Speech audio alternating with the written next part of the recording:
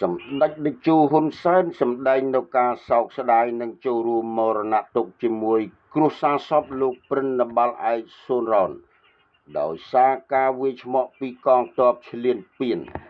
សម្ដេចអគ្គមហាសេនាបតីតេជោហ៊ុនសែនប្រធានព្រឹទ្ធសភានៃកម្ពុជាបានសម្ដែងនៅការសោកស្ដាយនឹងចូលរួមមរណទុក្ខជាមួយគ្រួសារសពលោកព្រិនបាល់ឯកស៊ុនរ៉នដោយសារការវាយឆ្មក់ពីកងទ័ពឈ្លានពានតាមរយៈបណ្ដាញសង្គម Facebook ផ្លូវការនារាត្រីថ្ងៃទី28ខែឧសភាឆ្នាំ2025សម្ដេចបានសរសេរថាដំបូងខ្ញុំសូមសម្ដែងនៅការសោកស្ដាយនិងចូលរួមមរណទុក្ខជាមួយគ្រួសារសពលោក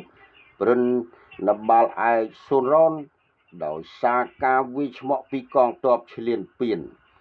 ព្រំដែនសន្តិភាពមិត្តភាពសហប្រតិបត្តិការនិងអភិវឌ្ឍ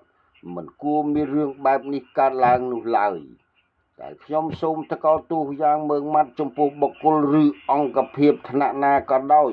ដែលបានសម្រេចចិត្តធ្វើសកម្មភាពឈ្លានពានបែបនេះ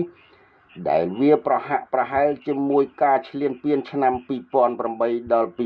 2011នៅប្រាសាទព្រះវិហារខ្ញុំមិនចង់ឃើញការប្រយុទ្ធ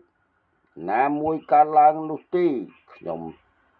គាំទ្រដល់ការសម្រេចរបស់រាជរដ្ឋាភិបាលក្នុងការបញ្ជូនកងទ័ពនិងអាវុធធុនធ្ងន់ទៅកាន់ព្រំដែនដើម្បីត្រៀមវាយបកការពារខ្លួនក្នុងករណី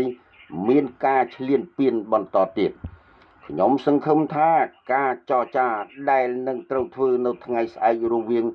មេបញ្ជាការកងទ័ពជើងគោកនៃប្រទេសទាំងពីរនឹងទទួលបានផលល្អខ្ញុំសង្ឃឹមថានឹងមិនមានភាពតានតឹងទូទាំងបណ្ដោយព្រំដែនរវាងប្រទេសទាំងពីររហូតដល់រាំងស្ទះដល់កិច្ចសហការលើវិស័យផ្សេងទៀតដែលជាផលប្រយោជន៍នៃប្រទេសទាំងពីរនោះឡើយខ្ញុំសូមអំពាវនាវបងប្អូនជនរួមជាតិសូមមេត្តាកុំពង្រីកនៅចំនួននេះឲ្យទៅជាការស្អប់ខ្ពើមជាតិសាសន៍និងសូមជឿជាក់លើការដោះស្រាយរបស់រាជរដ្ឋាភិបាលនិងកងទ័ពនៃប្រទេសទាំងពីរយើងស្អប់សង្គ្រាមតែយើងបង្ខំចិត្តត្រូវធ្វើសង្គ្រាមដើម្បីប្រឆាំងការឈ្លានពានរបស់បរទេសដោយដែលបានធ្វើកាលពីឆ្នាំ2008ដល់2011ដែលប្រើមុខព្រួញ3គឺ